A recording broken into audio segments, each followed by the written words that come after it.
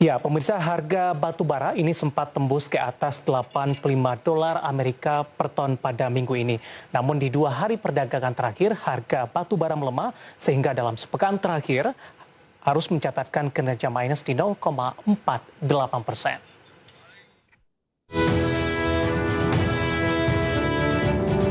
Di penutupan perdagangan Jumat lalu, harga kontrak berjangka batubara Thermal Ice Newcastle terkoreksi 0,42% ke 82,55 US dollar per ton. Sehari sebelumnya harga batubara drop 3,1% ke 82,9 US dollar per ton. Volatilitas harga batubara yang tinggi juga tak terlepas dari fluktuasi harga komoditas lain yang juga tajam. Namun secara fundamental, prospek batubara tahun ini diperkirakan akan lebih baik dari tahun lalu. Badan Energi Internasional atau EAI memperkirakan permintaan batu bara global meningkat 2,6% pada tahun 2021, didorong oleh permintaan listrik dan industri yang lebih tinggi. Penyumbang utama perbaikan permintaan batu bara adalah ekonomi China, India, dan Asia Tenggara. Meskipun begitu, Amerika Serikat dan Eropa kemungkinan juga mengalami kenaikan konsumsi batu bara pertama mereka dalam hampir 1 dekade terakhir. Lalu bagaimana dengan dinamika dari sektor penunjang pertambangan di tahun 2021? Simak ulasannya hanya di Market Review.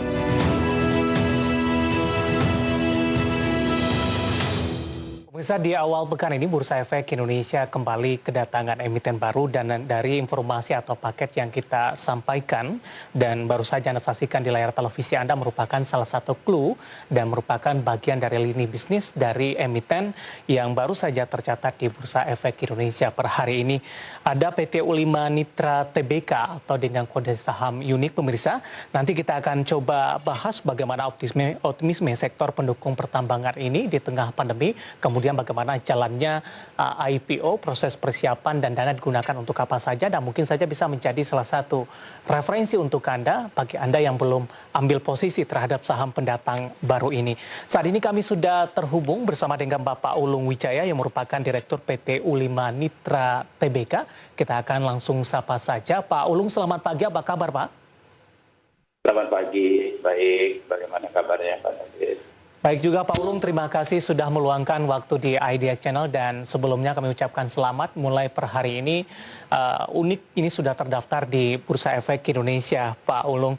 Bagaimana prosesnya Pak, mulai dari persiapan hingga tercatat di Bursa Efek Indonesia per hari ini, terutama di tengah kondisi yang agak sedikit berbeda nih Pak, di tengah pandemi COVID-19? Ya, dengan adanya COVID ini suatu tantangan yang besar juga buat kita. Namun persiapan itu sudah kita lakukan 1 tahun terakhir, dan berkat bantuan teman-teman dari Aset Sekuritas, dari auditor maupun dari kuasa konsultan hukumnya dan beserta penunjang emiten lainnya, profesi lainnya, kita sudah mempersiapkan ini sudah cukup lama. Baru 1 tahun terakhir aja yang sudah kita lakukan untuk persiapan IPO, dan syukur pada hari ini tanggal 8 kita berhasil listing di Bursa Efek Indonesia. Baik, di situasi di tengah pandemi Pak, bagaimana dari Unik memaksimalkan kondisi ini? Apakah prosesnya juga berlangsung secara elektronik, Pak Ulung? Ya, baik Pak. Ya, ini berlangsung juga secara elektronik, jadi banyak sekali meeting-meeting pun kita lakukan via Zoom meeting Pak. Halo? Iya Pak. Ya, silakan dilanjutkan Pak. Ya, banyak sekali Pak. Dengan adanya ini kita lakukan via Zoom meeting maupun virtual meeting yang selalu kita lakukan dengan adanya pandemi ini. Jadi tantangannya memang sebenarnya luar biasa sekali ya. Dalam memperoleh pendanaan Pak Ulung cukup banyak alternatif begitu. Mengapa Unik memilih melantai di Bursa Efek Indonesia? Dengan adanya melantai ini di Bursa Efek Indonesia menaikkan kelas U5 Nitra sebagai perusahaan Pak. Jadi supaya dikenal luas di publik dan untuk melakukan pencarian dana yang lebih luas lagi, di mana tidak hanya mengandalkan dari pinjaman perbankan Pak. Baik, ada harapan Pak Ulung dengan adanya label TBK ini tentunya akan menambah optimisme, kemudian juga kepercayaan, atau mungkin juga menarik minat dari mitra-mitra baru ke depannya untuk Unique? Ya, kita tidak tertutup kemungkinan Pak, dengan adanya Ulima Mitra sudah menjadi perusahaan terbuka, banyak sekali hal-hal yang bisa kita gali maupun perspektif ke depannya Pak, baik dari sisi pinjaman maupun operation excellence yang harus kita perbaiki ke depannya, demikian juga dari sisi financial yang harus kita juga jaga, baik pertumbuhan maupun omset maupun bottom line Pak. Pak Ulung, di awal perjumpaan tadi sudah kami sampaikan berita tentang perkembangan harga batu bara, Pak. Secara fundamental, sebenarnya seperti apa lini bisnis dari PT Ulima Mitra Tbk, Pak Ulung? Ya, kalau kita mengacu dengan harga batu bara yang sangat fluktuatif ya, kalau kita melihat dari historical yang sebelumnya, dari tahun 2000-an, ini sangat berpengaruh juga dengan kita, terutama dengan pemberi kerja terhadap Ulima Mitra sendiri, karena kita basisnya adalah kontrak kerja penambangan batu bara, OB, overburden removal, gitu kan.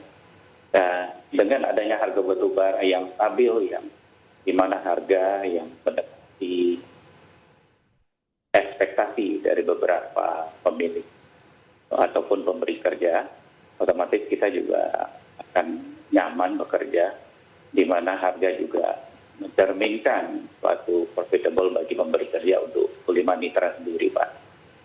Jadi di satu sisi untuk harga sangat berpengaruh untuk kita sebagai kontraktor penambangan, Pak. Baik, secara detail, lini bisnis dari Unique, Pak Ulung, apa saja yang dilakukan sampai sejauh ini, Pak? Oke, lini bisnis kita memang sebagai kontraktor penambangan overburden dan penyewaan alat berat untuk coal gating-nya. Di luar itu kita juga punya kontrak-kontrak di perusahaan oil and gas. Salah satunya itu ConocoPhillips, Mesco Energy. Terus kalau untuk di penambangan kita punya di PT Bukit Asam Tbk sebagai kontraktor penyewaan alat berat. Dan ini sudah berlangsung sejak tahun 1992 di PT Bukit Asam. Di luar itu ada lagi customer kita, PT Banyan Kualindo, Lestari. Satu lagi ada Bang Muara ini. Unique dalam hal ini, Pak Ulung, memproduksi alat atau membeli alat untuk disewakan, Pak?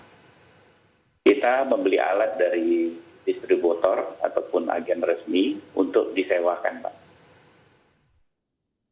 Baik, dalam sistem kontrak begitu ya, Pak? Di sini dalam setahun, 2 tahun, atau seperti apa, Pak Ulung? Rata-rata 3 tahun, Pak. Karena untuk 3 tahun itu baru kita lakukan untuk kontrak kepada pemberi kerja. Baik. Pak Ulung, untuk IPO, berapa lembar saham yang dilepas ke publik dan apa pertimbangannya sampai sejauh ini? Lembar saham yang dilepas ke publik 300 juta lembar, Pak. Pertimbangannya kita untuk kebutuhan modal kerja perusahaan, Pak. Ya. Kemudian kalau tidak salah juga terjadi oversubscribe, Pak Ulung. 2,9 kali. Artinya respon dari para investor cukup bagus ini. Apa yang unik lihat ini dari respon dari investor di pasar modal, Pak? Oke. Melihat respon begini, Pak, kita sangat bahagia ya. Sangat happy, dan menurut kita ini luar biasa. Sebuah milestone buat Ulima Mitra Tbk sendiri. Dan menurut saya ini hanya permulaan saja, Pak ya. Ke depannya yang akan lebih baik untuk Ulima Mitra, Pak. Baik, dalam IPO juga Unique tampaknya memperlakukan program ESA, Pak, melibatkan dari para karyawannya. Cukup jarang, Pak, dari emiten-emiten IPO, tidak semua melaksanakan program ini. Apa pertimbangan dari Unique, Pak Ulung? Oke, yang pertama adalah ada beberapa karyawan kita yang sudah bekerja dengan Ulima Mitra atas 25 tahun lamanya, Pak. Jadi menurut kita mereka sudah sangat wajar untuk mendapatkan reward dari perusahaan. Karena menurut kita karyawan adalah aset untuk perkembangan perusahaan ke depan. Alokasi dana IPO tadi juga sudah Anda sempat sebutkan untuk modal kerja. Bisa dijelaskan lebih detail, Pak? Alokasinya modal kerja untuk apa saja, Pak Ulung? Untuk detail ada beberapa, mungkin saya pikir ada di prospektus Pak ya. Saya nggak diingat detailnya. Cuma sebagian besar itu adalah untuk modal kerja kita. Ya, mungkin untuk modal kerja bisa dijelaskan untuk apa saja ini, Pak Ulung? Oh, ada beberapa yang mungkin untuk pembelian spare part atau pembayaran ke vendor, terutama untuk fuel supplier ya Pak, vendor-vendor fuel supplier. Baik, Pak Ulung, menarik, kita akan jeda terlebih dahulu, nanti kita akan lanjutkan kembali, Pak. Nanti kita akan coba lihat bagaimana kinerja dari Unique ini di sepanjang 2020, kemudian juga prospek di 2021 ini. Kita akan jeda terlebih dahulu, Pak Ulung, dan pemirsa tetap bersama kami. Marga Rivi akan segera kembali sesaat lagi.